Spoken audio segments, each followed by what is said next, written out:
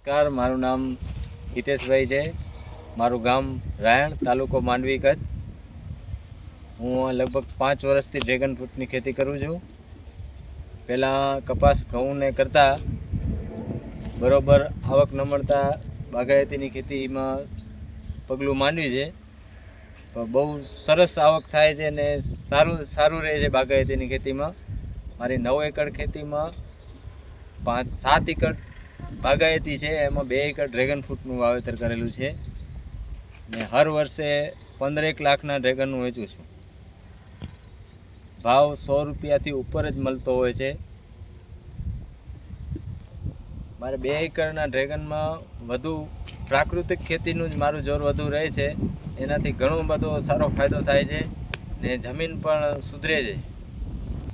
પ્રાકૃતિકની સાથે હું જીવામૃત પણ બહુ ઉપયોગ કરું છું. લગભગ હર પાણીએ જીવામૃત વાપરી જ છે. એ સમયે બાગાયતનું વાવેતર કર્યું ત્યારે ડ્રેગન ફ્રૂટની વાવેતર માટે સહાય પણ લીધી છે અને એના કારણે આર્થિક ફાયદો પણ મને સારો થયો છે.